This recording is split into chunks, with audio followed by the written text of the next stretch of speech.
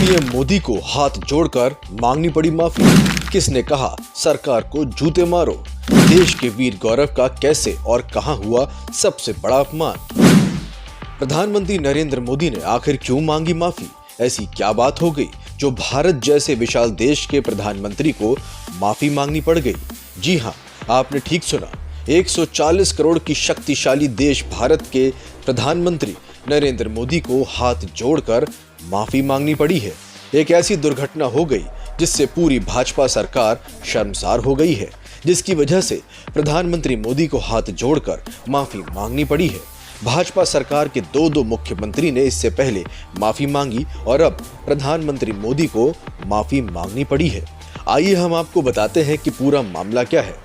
तारीख थी 4 दिसंबर 2023, जब देश के गौरव छत्रपति शिवाजी महाराज की विशालकाय मूर्ति का अनावरण महाराष्ट्र में प्रधानमंत्री मोदी और महाराष्ट्र के मुख्यमंत्री की मौजूदगी में किया गया था। मगर सिर्फ 8 महीने के अंदर 26 अगस्त 2024 को एक छोटे से तूफान में छत्रपति शिवाजी महाराज जी की वो मूर्ति गिरकर क्षतिग्रस्त हो गई। इस आयोजन में देश के टैक्स के पैसे से करोड़ों रुपए खर्च किए गए थे, जिसमें अब विपक्ष घोटाले का भी आरोप लगा रहा है।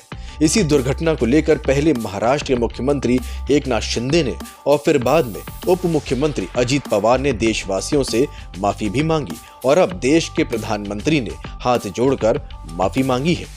लेकिन इन सब के बावजूद महाराष्ट्र की विपक्षी पार्टी शिवसेना के वरिष्ठ नेता संजय राउत ने महाराष्ट्र सरकार और भाजपा को घेरने की तैयारी कर। लंबे समय से उद्धव ठाकरे की शिवसेना चर्चाओं में है, कभी शिवसेना पार्टी के टूटने को लेकर, तो कभी उसके निशान को लेकर, कभी असली शिवसेना और नकली शिवसेना को लेकर, तो कभी अपने भाई से जुबानी जंग को लेकर। लेकिन उद्धव ठाकरे की शिवसेना हमेशा चर्चा में बनी रही है।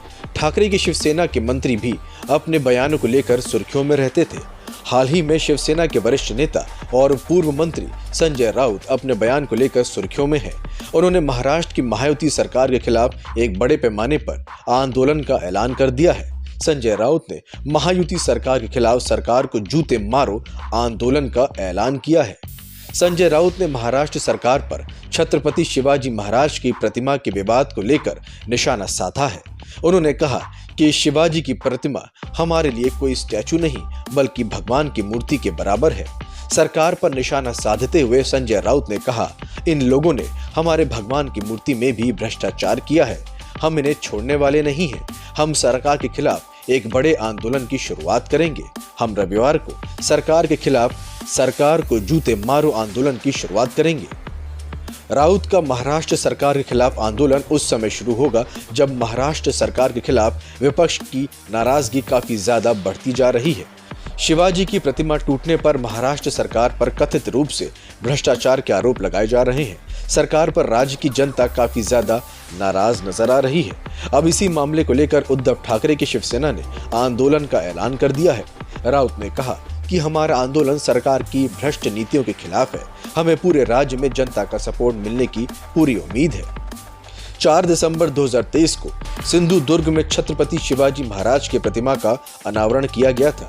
इस प्रतिमा के लिए महाराष्ट्र सरकार द्वारा भी करोड़ों रुपए की फंडिंग की गई थी। इस मूर्ति का अनावरण प्रधानमंत्री मोदी के द्वारा किया गया था, जो तेज हवाओं और बारिश के चलते गिर गई थी, जिसको लेकर प्रदेश की जनता और विपक्षी पार्टियां सरकार पर भ्रष्टाचार के आरोप लगा रही हैं और प्रधानमंत्री से माफी मांगने के बाद भी मामला शांत होता नहीं दिखाई दे रहा।